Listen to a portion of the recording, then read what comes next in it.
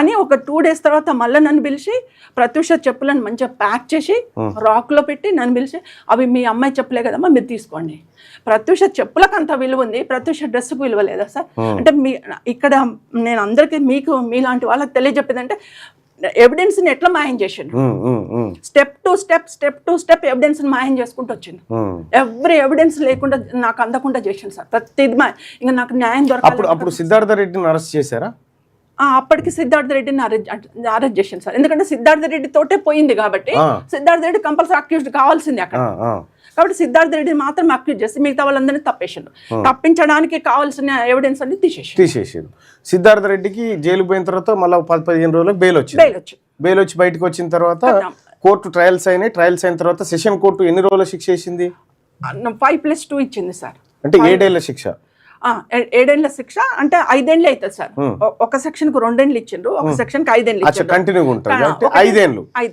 5 ఏళ్ళ శిక్ష వేస్తే మళ్ళీ మీరేం చేశారు? నేను హైకోర్టుకి వెళ్ళినా సార్. 2011లో వెళ్ళినా. అంటే సిబిఐ రిపోర్ట్ సబ్మిట్ చేసింది సెషన్ కోర్టులో.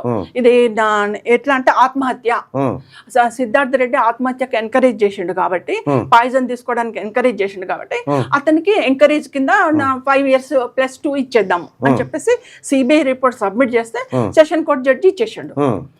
దాన్ని నేను 2011లో వెళ్ళిన హైకోర్టుకి వెళ్ళి నా బిడ్డ చనిపోయింది, మీరు పోస్ట్ మార్టం రిపోర్ట్ కౌంట్ చేయలేదు సెషన్ కోర్టులో, మీరన్నా కౌంట్ చేయండి పోస్ట్ మార్టం రిపోర్ట్ ని, కౌంట్ చేసుకుంటే బాగుంటది, మాకు న్యాయం దొరుకుతుంది.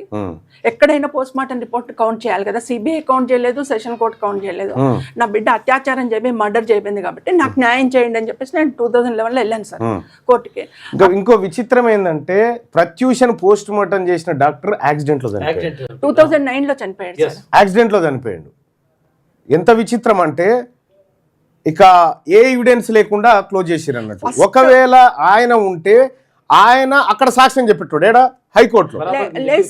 లేదు సార్ 2009 కంటే ముందే బతుకున్నప్పుడు పుణ్యవతి సిపిఎం పుణ్యవతి గారు ప్రజావాజ్యం కేసు వేసినప్పుడు ఆయన పిలిచారు మునిస్వామిని హైకోర్టుకి.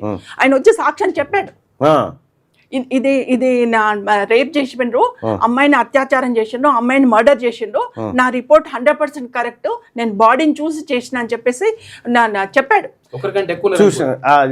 డైరెక్ట్ పోస్ట్ మార్టం చేసిన డాక్టరే చెప్పిన తర్వాత ఆ డాక్టర్ సడన్ గా యాక్సిడెంట్ లో చచ్చిపోయాడు. ఇక అంటే ఒక మర్డర్ తర్వాత సాక్ష్యాలు ఖతం చేయడానికి ఆ డాక్టర్ని కూడా చంపిరనేది దీన్ని బట్టి అర్థమవుతుంది.